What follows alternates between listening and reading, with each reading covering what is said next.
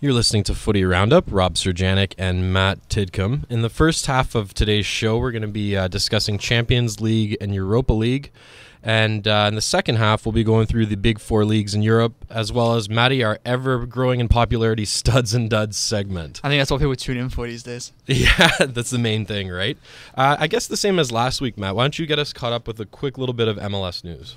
Yeah, so TFC had a preseason game. They beat HB Køge. It's a Danish team, and my Danish accents aren't always the best. Not Cruz Azul this time? Not, unfortunately not. No Batman references, even though we just created a Batman reference out of nothing. Osorio scored the lone goal in the 53rd minute. I think, well, actually, I should say TFC had two games this week. This was the first of which. And TFC basically, Rob played a full-strength side here. You got Bendik, Creaville, Perquest, Caldwell, Morrow, Bradley, Cheroux, Giovinco, Osorio, Lovitz, and Jose Altidore. So that's as close as you get to a full roster, save for a player here or there. Yeah, exactly right. I mean, that's pretty much. I'd be shocked if that wasn't really what we see in Vancouver. I don't think Criavalli's going to start, though, do you? Pardon? I don't think that Criavalli's going to start, though. Maybe Hagelin, yeah. Who actually came on for him as a sub in the 70th minute. So, yeah, I'm curious to see what this Eric Zavaleta guy does. A young defender. He came on for Perquet after 78 minutes, so a little run out for him. I mean, he's not going to be the guy who starts every week for sure, but I'd be curious to see what he can do. But yeah, I think this would be pretty much the side we see, moving forward. I mean, maybe Robbie Finley for Daniel Lovitz, maybe. And I think Colleen Warner will spell Benoit Cheroux at times, but for the most part, this is pretty much what we're going to get used to seeing. They seem pretty committed to having Osorio on the wing as well. Right, yeah, they do. And I mean, obviously, the fact he scored there's not exactly a lot of options, a dearth of people capable of playing wing for TFC right now. Not really. I mean, you got Lovitz, Jackson as well, you obviously have as well. Who I know you're very fond of. Yeah, jeez. Matty's version of Steve Caldwell for me, basically. I think that's basically exactly how it is. Robbie Finley, I think you'll see play on the wings a little more. And then, actually, in TFC's second game, they lost to Oklahoma City Energy 1-0. And again, they played pretty much a full-strength side. The only changes this time, we saw Mark Bloom play, which actually could also be the guy who replaces Juan Creaville at right back, which actually, now that I think about it, probably makes the most sense for them. Two thoughts on that second result, Matt. Who is that opponent? I have absolutely no idea. Obviously some NASL team or something. How do you lose to this opponent? Well, that's what's worrying, especially when you play a full-strength side, right? I mean, it is preseason, so they probably don't really care, but I mean, even not really caring, you should win this game. Because what is the date today, Rob? It's February 23rd. The season starts in 2 weeks. Yeah, 10 days or whatever. Yeah, whatever it is. So maybe they should start. I mean, they obviously did win that first game against HB Køge, but then to lose to this OKC team is disappointing when they played a full strength. It's a strange one. Even if they're not fully showing up, and even if they're starting half their guys, you should be winning that game. Exactly. Without any question. They did take off. Well, now I look at the lineup here. They substituted the whole team on the 56th minute. So a couple of other guys came in. Chris Konopka came in goal. Ashton Morgan got some playing time, as did Marco Delgado, who's a new acquisition. Jay Chapman, Bright Dyke, Luke Moore, and Lovitz also came on. A couple of other guys too. So I don't know. I mean, obviously, they played their full-strength side in the first half and couldn't crack this side, which, does happen in soccer. But I think it's a disappointing result to lose this game. But it's only preseason, I guess. A slight warning sign. I wouldn't say it's something to completely lose your mind over, but at the same time, if there's early season struggles, you might remember this type of result where they just didn't show much. Right. Yeah, you're right. I think at the end of the day, though, it's just about seeing who's doing what. How is Altidore and Giovinco working? Who's going to play on the wings, as you mentioned? Who are they going to play at right back? Is it going to be Creaville? Or is it going to be Bloom? Is it going to be Hagelin or Zavaleta or whoever's going to be? Establishing who's going to be regularly on the substitute bench. Yeah, how does Luke Moore come in the 60th, 70th minute and help change this game when TFC need a goal, if they need to, need a bit more hold-up play? I mean, Altidore obviously provides that for the most part, but I don't know. I think it's just a lot of learning and stuff, but, you can't read too much into preseason losses to some extent, but at the same time, when you play a full-strength side like this and you lose to a pretty weak opponent, it's a little eye-opening, if anything. Yep. Moving on to the other Canadian sides, Matty. Yeah, Vancouver had played 2 games this week. They played a Portland 2 side. I don't know. It was really weird to read it, but they played a Portland 2 side, Portland Timbers that is, and they lost 2-1. And then they also played last night against a full-strength Portland side, and they beat them 1-0. Pamuda Ka, the new acquisition for Vancouver, got the goal. I don't know what minute it is now. I've lost track of that. But the game, though, Rob, was really, really interesting because there were 43 fouls 8 bookings and 2 red cards. Yeah, that's an aggressive contest. It is. For sure. The goal, actually, now I got it here, was scored in the 31st minute. And Rodney Wallace and Liam Ridgewell, I remember him playing for like Birmingham and Aston Villa in the Premier League, were sent off for Portland. But 43 fouls that's man. You're like you see 4 fouls in a preseason game some days. Yeah, that's pretty absurd. That's absolutely outrageous. What's kind of interesting to me, Matt, when we were discussing, how much stock do you put into these results, the fact that they go out and lose to Timbers 2 and then beat, I guess we'll call them Timbers 1? Timbers 1? Or just Portland Timbers? Yeah. I think, I didn't look, I looked at it quickly. Yeah, it wasn't a full strength side, from what I understand. I think it was like a B squad versus B squad kind of thing. I don't think for that game, who really cares for the most part. It is what it is. But just quickly looking at the Vancouver lineup, since you went through Toronto, Vancouver pretty much played their full strength side for the most part. You got David Outstowed, Bisono, Watson, Carr, as we mentioned, who scored, Jordan Harvey, Matthias Alaba, Russell Tybert, Mauro Rosales, Pedro Morales, and Mane and Rivero up front. Yeah, they even had Maddox and Hurtado come in as subs too. Exactly, right. All the usual and suspects. And Gershon Kofi came in as well. So the usual suspects for Vancouver. It's pretty much what we're going to see moving forward. Quick opinion from you, Rob. Which team looks better on paper, Toronto or Vancouver? I think Toronto does, but I wouldn't sell Vancouver short. I mean, Vancouver proved something last year with pretty much the same roster, whereas, TFC's gone over their umpteenth, makeover, revival, I guess, if you will. Yeah.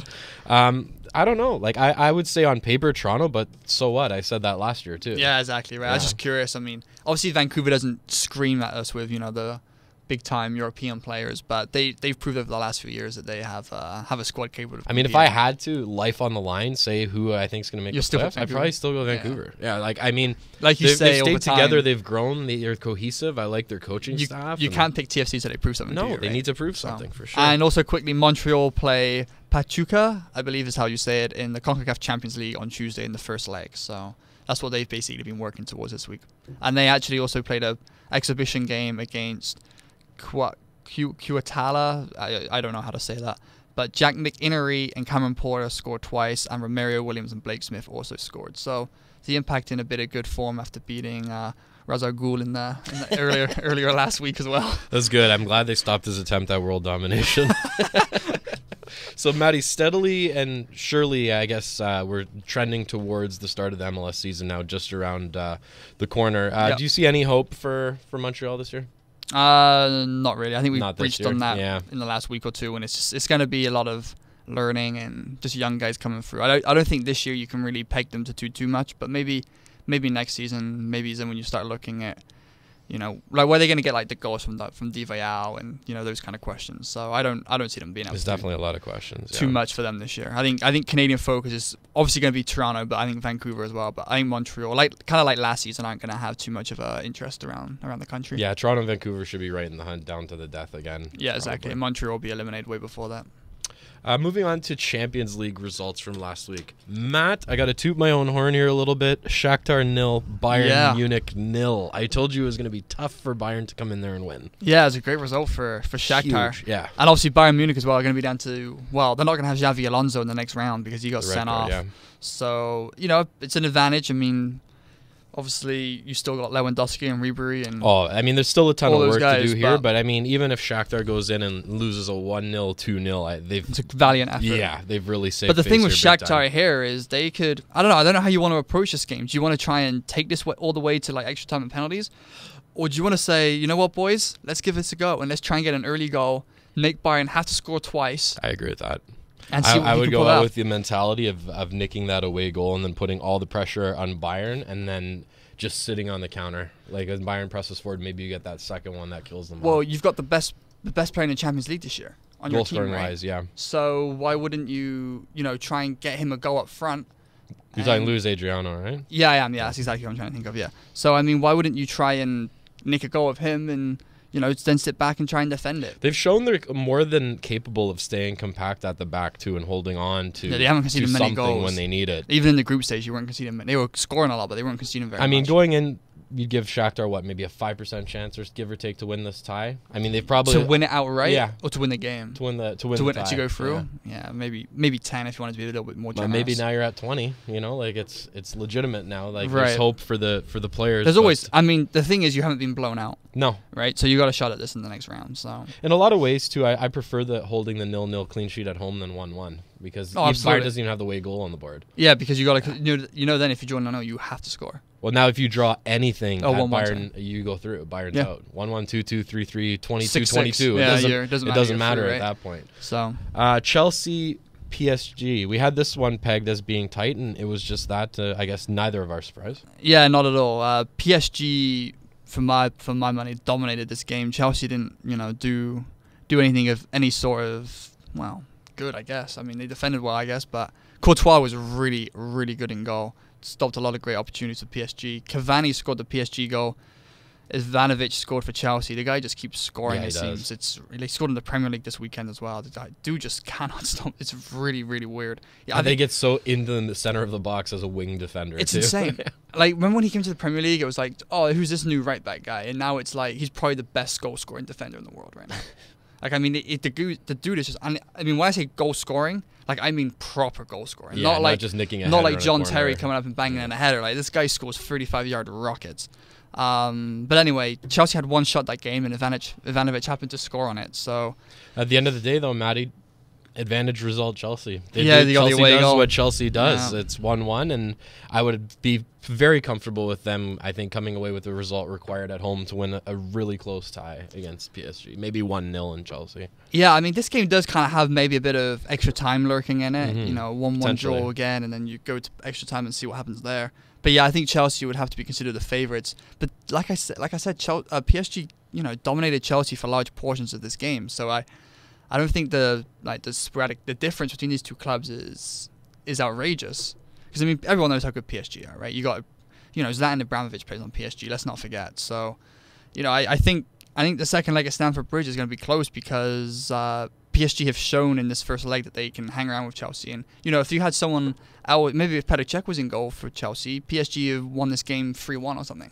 So that's those kind of things are what can turn a tie around. So it's two ways of looking at it. It's very cliche, but the glass half empty, glass half full. Right. PSG did very much outplay them. It was at home, but they still didn't win. They still didn't win, yeah. Which is a if great all result those things for are Chelsea. going your way at home and you're not winning, are they all going to go your way in England and you will win? You're right. I don't see it. I think it's going to be Exactly. close, but I'll say Chelsea goes through maybe with a 1-0 or 2-1. I could see an extra time scenario, though. I think it's certainly possible. Yeah, and also we would be remiss to not mention obviously some more racial abuse in football with the Chelsea fans and the poor. Yeah, that was sad to see. The poor man trying to just literally go home and get on the subway. There's just no excuse, and I think Chelsea and the police in England have already highlighted 3 to 5 people, and so rightfully so. They're facing lifetime bans. There's no excuse for any of that stuff in the game. Yeah, it was embarrassing to It's a watch. joke. Really, It's at the end of the day. It's shambolic. It's unacceptable in every aspect.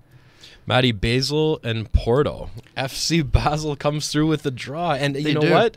They almost came through with a win. Yeah, Porto 'cause- left it late for a penalty. 10 minutes left on a penalty from Danilo. Gonzalez scored for Basel. I'll be honest, I didn't see this game. Obviously, I think a lot of us were watching Real Madrid on the Wednesday. But I mean, I saw portions. Basel were good from what I saw. Yeah. So for me though, this is what Porto needed. It's a good away. They got the away goal. They can go home now, and They would have been a little against it if they didn't get that late penalty. well, exactly Yeah. right. But maybe they can go home now and win this game. It's almost 2-0 like and Chelsea's move on. result. They kind of, nicked it when, not necessarily that they didn't deserve it, because ultimately you get what you deserve very often in sports. Luck tends to even itself out. Yeah. But at the same time, man, Porto and Chelsea needed those away goals when you see those results. Yeah, they do now, right? Yeah. So this is a good result for Basel, and they got a chance, like you say, kind of like any tie in two-legged football. If you can nick an away goal, the pressure goes right on the home team right away. You know what I really liked about these fixtures, Matty? All 3 that we talked about are still wide open. Yeah, they you are. necessarily wouldn't have thought that for sure with Shakhtar, Bayern, or Basel and Porto, maybe the average fan. But they're all with everything to play for, which is Right. nice to see. Unfortunately, which segues us into our 4th game, where which there's not doesn't- much left to play No, for. Real Madrid 2-0 away win at Schalke. Obviously, this tie is over because Schalke just have no players left. Jens Klaus Huntelaar, who started this game, who, as we mentioned last week, was borderline able to start, left after about 25 minutes of an injury, and he was replaced by Platt, who actually a young kid who's only making his maybe 2nd or 3rd senior appearance, played really well. But at the end of the day, Real Madrid just too much class. When you don't have your best players, you don't have Julian Draxler or Farfan or Huntelaar for 20 minutes, you're you're asking for trouble. And as much as it's bad for James Rodriguez and Modric being out for Real, the depth there is just a whole other level. We're just bringing Toni Kroos and start this week. No big deal, right? Yeah, he's all right. He's pretty good. He'll do something here and there. So, Matty's so confident, incidentally, that Madrid's going through. Before he went on air, he said, and I quote, "If Madrid loses this tie, I will eat my shoe next week on video." Did I? That's Did I say that? That's what he's been told now. Oh, that's what I've been. A fabrication. Very of a quote. confident over here. But the second goal from journalistic Marcelo. leniency, we'll call it. Absolutely. The Marcelo goal, though, what a strike that was. But second of all, he hits those wonder strikes too. Oh, he's so really good at often. that. If you're thinking about offensive players on either wing as a defender, I think you'd want Ivanovic on the right and probably Marcelo on the left. But before the goal, though, when it was still 1-0, Plata smashed the crossbar, and as the rebound came back out, I think it was Plata again or someone else had a wide open goal, and Marcelo just creeped in and just with an excellent block. And then 2 or 3 minutes later, it was 2-0. So Marcelo literally single-handedly turned that game from 1-1 into 2-0 by himself. And, both ends of the field were bits of mastery, to be honest. So, Matty, safe to say, are we both leaning Bayern, Chelsea, Porto, Madrid? Or you think PSG is going to go in and upset Chelsea? That's the one that makes you think a little, but I'm going to still say Chelsea. So, yeah. Bayern, Porto, Chelsea, Real Madrid. Moving on to this week's fixtures, I think without question the one, the average soccer fan is most interested in, Man City, Barcelona. It really doesn't get much bigger than a tie like that. It doesn't. And after what happened at the weekend, when you got Man City winning 5-0 and Barcelona losing 1-0. This may be a preview of not only my stud, but also my dud, incidentally. There you go. So, in terms of confidence, I think Pellegrini said after Man City, this is the Man City team that will absolutely hammer Barcelona, or the kind of team that we expect to go out there and beat Barcelona. I don't know, hammer Barcelona seems a little I'm not much. sure what the quote was, but it was a confident quote in the sense that this is a team that can go out there and score a lot of goals. And Matt, like we talked about, even though Barca's been, for the most part, pumping in the goals, they've really not looked super convincing to me at times. In the Champions League, they haven't looked that great. Even losing now at home to Malaga, yeah, of course, too. Right. There's something I can't quantify that. It just doesn't feel right with Barcelona right now. When you look at all the weapons they have, to be struggling to score a goal at home against the Malaga is just ridiculous to me. I'm going to go out on a limb here and say Man City is the upset in this tie, and I think they're going to go through. Which is weird, but man. I don't know. Let's talk about it in the second leg, after the second leg, maybe, or after the first leg, I should say. See where things are. It's just because I mean, at the start of not this start game, of show, honestly, but a few shows back, Matt, we were talking how on paper we thought Real and Barca are the best teams in the world. On paper, they are. Yeah, but they have. Well, Real Madrid have pretty much proven they are. But Barcelona, I mean, it's one loss at the end of the day. They were. I'd have to go back and see how many games in a row they won, but. They won 5-0 1 week. And, they're playing well. I mean, Suarez and Neymar and Messi is just working wonders for the most part. It's it's one game, but I think the other intriguing game, and unfortunately it's on Tuesdays, so we have to pick between one of these two, is Juve and Dortmund. That's a great tie in my opinion. Like, Dortmund have been great in the Champions League. They've won 3 straight now in the Bundesliga. They've kind of got their act together there, and Juve just keep winning, as we know. So I'm leaning Juventus. I'm gonna go Dortmund in an upset here. Your upset? That is my upset, if you can call it an upset. I guess if you can call my Man City an upset, but right. I mean, being Barcelona, I think anyone playing Barcelona is an upset. Usually. Plus, Dortmund have the second leg at home, which could work in their favor. True. So that's a really great tie, though, because Dortmund are finally kind of running into form. You got Aubameyang, Roos, Gundogan scored on the weekend. Get these guys into form and scoring goals. They are. Like, I think that 3-game winning streak Dortmund have scored. I'd have to double check, but I think it's either 10 or 11 goals they've scored in those 3 games. So they're they're feeling it right now. I feel Bayer Atletico has the potential to That's a great lineup too. Yeah, a good match. Bayer Leverkusen, that is, obviously. Atletico Madrid. Leverkusen have been a little weary in their form in the Bundesliga in the last couple of weeks. When we move into Germany again, we'll see another how they did this week. But I don't know. Your boy Mandzukic scored again this weekend, and Griezmann has been great for Atletico. So, and they've even managed to make Mandzukic and Torres work a little bit together, which really surprised me. Right. I did not expect the team like that to ever go with 2 out and out traditional 9 strikers, but they're finding a way to make it work. I like Atletico in this tie. Yeah, I think you got to pick Atletico. Well, you don't have to pick, obviously, but logically it says Atletico, but I'm going to just, for the record, say if Bayer Leverkusen win this tie, I am not at all surprised, because they have the talent. They have the talent. It's just a little bit more Matt Tidcombe fence sitting here on Footy Roundup. It is fence sitting, I know. He covers bases, so next week it could be, I told you so, without really telling me so. Matt, I want to know right now, Bayer Leverkusen, Atletico Madrid, who wins the tie? Atletico. Attaboy. And Back then on my side. in the other game, this team doesn't really interest me much. Arsenal Monaco, I'm not interested in. I don't really care. It's really out of all of the matchups, I guess maybe other than Schalke and Madrid, the one that I found the least now that interesting. Monaco, doesn't have Rodriguez or Falcao or any of these guys, like who really, I don't know. And Monaco are but fourth. the fun part is it is League Arsenal in a European tournament, so which that always usually leaves the door open. Exactly right. But Arsenal have been quite good so far in the Champions League. So Monaco, because obviously we don't really cover League One too much, are fourth in the league, but they're 11 points back, and they won 1-0 at Nice at the weekend. So I don't know. I mean, Arsenal to go through in this tie probably pretty comfortably, to be honest. Yeah, I'm gonna lean Arsenal too. I don't know how confident I am about them doing anything comfortably. It's more of what Monaco offer than what Arsenal's going to do. Yeah. So we got Atletico and Monaco, Matt. We share that. You're going Dortmund. I'm going Juve, and I guess you're going Barca, and I'm going City. Yeah, I'll take Barcelona. Be interesting week of Champions League to see where that. I love us. European football. I love it too. I mean, I know we both have the different Champions styles League. of ball they play to, like when the teams compete. It's awesome. We're gonna go into the Europa League here for a few minutes, and I love this tournament. I love this tournament. Did I say I love this tournament? 3, 4, maybe 5 times. Yeah, so. Not 1, not 2. So anyway, some quick results from the Europa League. Everton won 4-1 at Young Boys. Romelu Lukaku scored a hat-trick. That's basically over. Yeah, 4 away goals. Yeah, it's over. Young Boys actually had a really good chance to get back in this game. Stones got sent off for a professional foul. One of the stupidest fouls I've seen in a long time. I love that expression, a professional foul. Yeah, I know. As opposed to unprofessional. Exactly, right. You got the nature boy coming with the gold knuckles. And but Young Boys missed a penalty, so that kind of screwed them a little. PSV lost 1-0 home to Zenit St. Petersburg. Hulk scored. Can't confirm whether or not a couple of other Marvel superheroes turned up in that game. Roma again drew. They just draw every game, it seems now. Gervinho scored for them. Kazim Richards scored for Feyenoord in their game. We got Gran Torino 2, Atletico Bilbao 2, leaving that one wide open for the next leg as well. That's a really good second leg. And even Dnipro Olympiacos, 2-0 at home. Dnipro.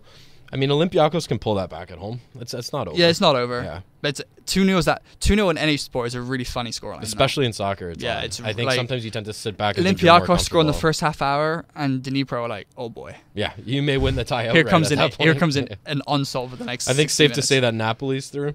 Yeah, 4-0 away when Henrique Higuain, Gabbiadini, and Zapata scored there. Wolfsburg. Well, I think we should just rename Wolfsburg. Bandost is basically what they should be called now, because he only got 2 this week though. He sucks. He's trending down. Yeah, well, we'll see what he did in the Bundesliga this week as well. Yeah. But 2-0 over Sporting Lisbon. Ajax won 1-0 against Legia Warsaw. Best game of the week though was Celtic and Inter Milan. I told you last week just from name recognition alone. And phenomenal. I think Inter's in really good shape here. Yeah, they are. 3 away goals. Like you could see them get a 0-0 or a 1-1 at home very easily in Milan. Oh, I imagine honestly Inter are gonna win like 3-0 in the home leg. But I'm just saying that's all they need. Oh yeah, they do. Yeah. Yeah, they just don't have to to put the avoid clamps defeat, down, right? you know? Heck Some of a game, Italian though. anti-football would get the job done here. Absolutely. Celtic scored in the last minute for an equalizer, so could have been better for Inter Milan, who got goals from Shaqiri and Palacio. Rat Boy, as he's affectionately known, because there's a little rat tail. He scored twice. Dinamo Kiev lost 2-1 to Guingamp. I have $20 with your name on it if you tell me who or what that is. You give you $20, mate. But they're still good enough to beat Kiev. Apparently. Liverpool beat Besiktas 1-0. Funny situation in this. Mario Balotelli scored a penalty in about the 83rd, 84th minute. But Jordan Henderson, who's a captain now, which is Gerrard's out injured, and he's pretty much going to be a lock to be the captain when Gerrard leaves for LA. But Jordan Henderson picked up the ball to take the penalty, and Mario Balotelli comes across and says, no, you weren't. Rips the ball right out of his arms, and, well, I think as we said beforehand off the air, luckily he buried that penalty, because the last thing you need is a guy who's barely not scoring for your club anyway to take a penalty and then miss it. And then duff it and cost them. In a tournament where Liverpool are probably one of the favourites to win it. Would right anything now. like Balotelli doing that have surprised you? Oh, not especially? at all. Not at all. I wouldn't surprise you put it in Rosette, to be honest. So. Last couple of results, Matt. Anderlecht 0-0 of Dynamo Moscow. Pretty good second leg appearing there. Also good second leg. Sevilla beat Borussia Mönchengladbach 1-0. That's a really, really intriguing tie. I'd love to see that second leg on Sportsnet. I like watching German and Spanish football go ahead to head. Oh, so good. It's very different they're styles, so effective. so They're the two best leagues to watch for style, I think. See, I've thought for years, Maddie, that the Bundesliga is the best overall. Like, mixture of talent, to be honest, football, tactics. Like, I feel like, the English league is a lot of, I'll kick it deep and out sprint your sprinter guy. Right. And then Italy is a lot of, well, I'll move my pawn over here. We don't want to, like, leave ourselves exposed. It's very defensive and tactical. And Spain is a little bit, taka, like, kind of fluffing around in the midfield looking for the 1-0 here and there. I feel like Germany blends these German styles. football. And it's a physical league, too, Bundesliga. It is, because you get guys, you see, like you say, you get guys sent off. There's a few funny things that happen every year in German football. And the games are like 3-2 and 4-2 and 4-1 and 5-0 and 8-0 apparently when Bayern Munich play Hamburg. I mean, German football I love German football. And this year as well, it's been the best European league by a mile. I don't think it gets enough love. It doesn't. This out side of the four, continent. Yeah. Oh, not at all. And especially even back in Europe, when La Liga is predominantly on Sky Sports every week, and like obviously the Premier League is on shown, like everything. Serie A doesn't have as much love back in Europe as it used to. Obviously, the scandals have hurt that. Yeah. But I don't think the Italian league is anywhere near what it used to be. And even in its prime, I thought German Football League was more interesting. But that's just me. I just wish the Bundesliga would get more pub and more respect. I think it's a case of I think that's what it's not televised enough. Not to toot our own horn, but I think that's part of what we're trying to do here. It's one of the reasons we picked up this league and why we wanted to cover it, because you and I both, we both love German football, and you can't argue the fact that they are World Cup champions. Yeah, the English shows, the Italian shows, you see those all the time. Yeah, so and German football is Bayern Munich might dominate quite a lot, and they do, but you got Dortmund, Leverkusen, Hamburg, Wolfsburg now. Yeah. I mean, it's really competitive. Last two results quickly, Rob. Fiorentina drew 1-1 away at Spurs. That says it's a really good second leg. Yeah, this is the one, Matt, I told you last week that I think is going to be super tight. Yeah. I would not be surprised to see that go to penalties in Italy at all. Yeah, same here. And last of all, Villarreal beat Red Bull Salzburg 2-1. So that's, a lot of these ties, apart from Napoli and Everton's tie, these are all wide open ties, which is great. So it's going to be a great second leg. Yeah, on there's Thursday. only a handful of games where you can say, like maybe the Napoli one and a couple others. That Napoli 4-0 and Everton 4-1. Everything else is wide open. There's only 2 goals max to play for. In some of these ties. So yeah, really good second legs coming up. Keeps everyone intrigued for the rest of the fixtures for sure. Just going to take a quick break here at Footy Roundup, and in the second half we will be back covering the major 4 leagues of Europe.